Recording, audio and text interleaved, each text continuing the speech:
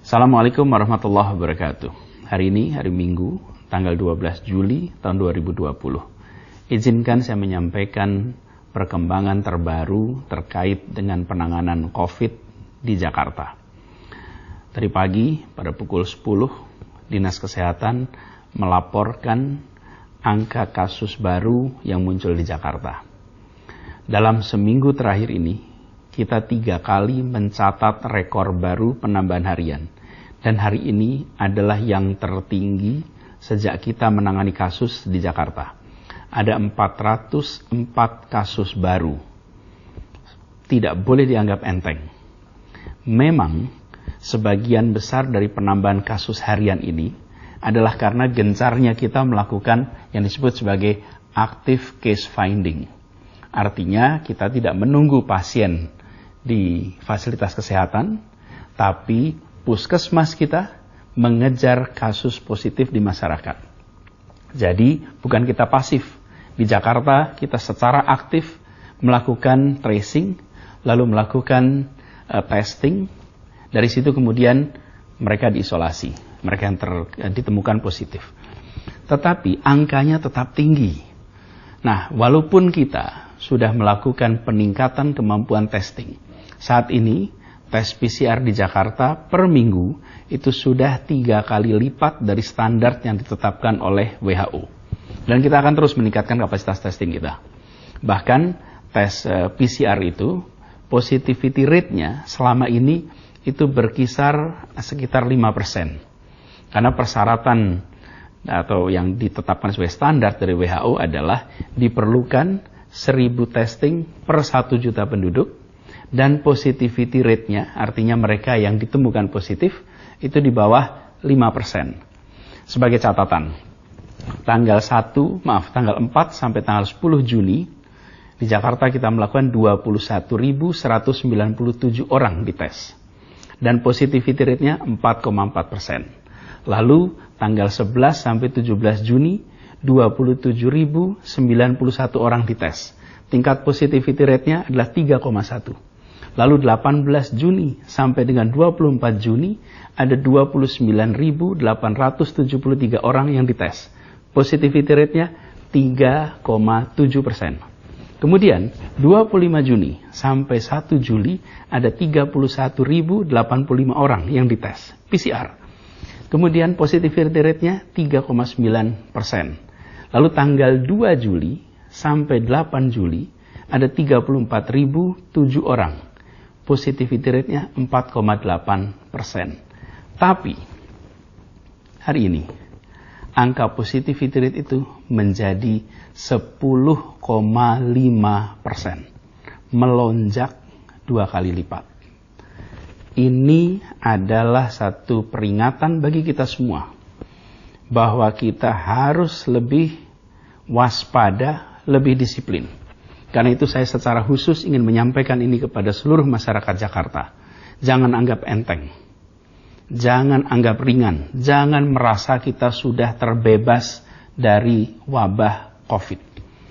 Lonjakan ini merupakan peringatan bagi kita semua. Dan dalam perjalanan selama masa PSBB transisi ini, sejak 4 Juni sampai dengan 12 Juli ini, kita menemukan 6.748 kasus baru. Memang karena kita aktif melakukan tracing, tapi selama ini tambah kasusnya, tapi positivity rate-nya di bawah 5%.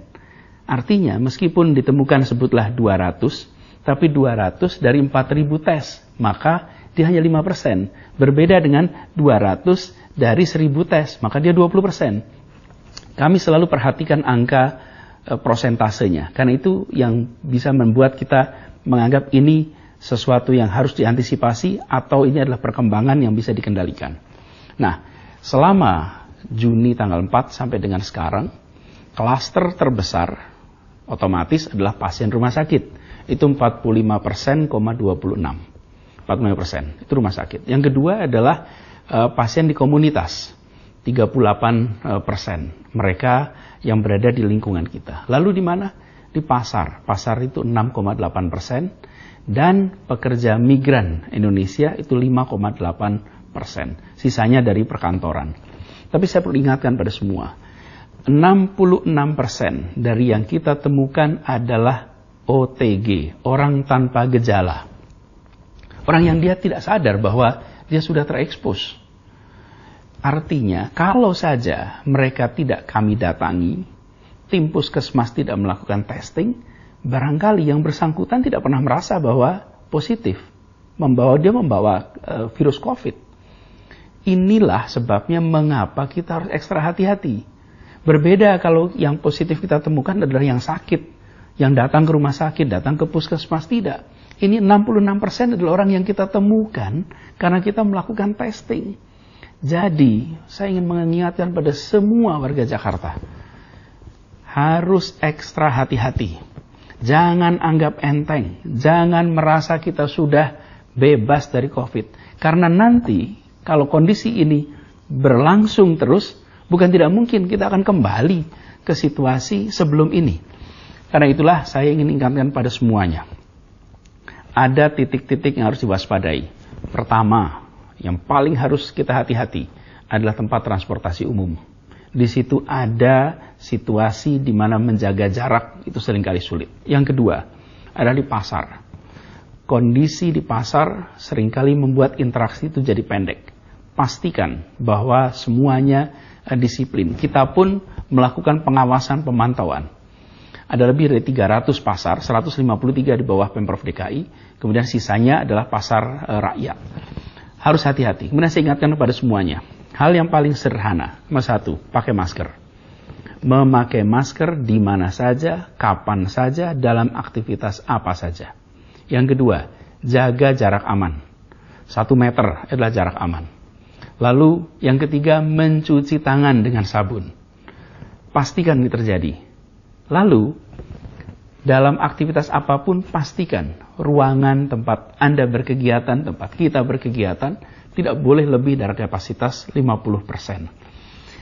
Dan yang paling penting dari semuanya, jangan ragu untuk mengingatkan siapapun, kapanpun, dimanapun.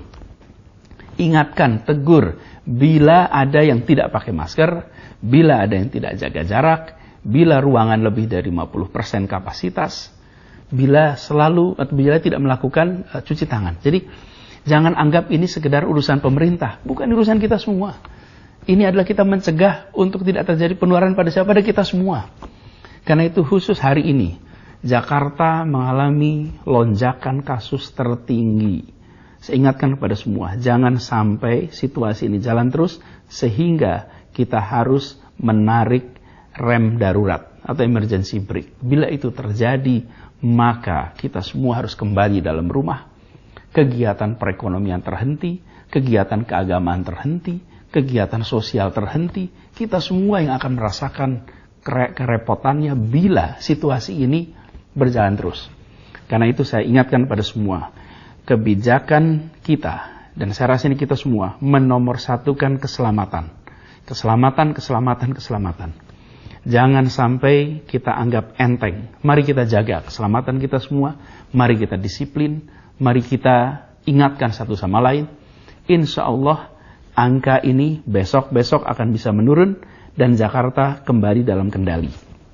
Mari kita sama-sama ikhtiarkan sebagai tanggung jawab kita semua. Demikian penjelasan dari saya.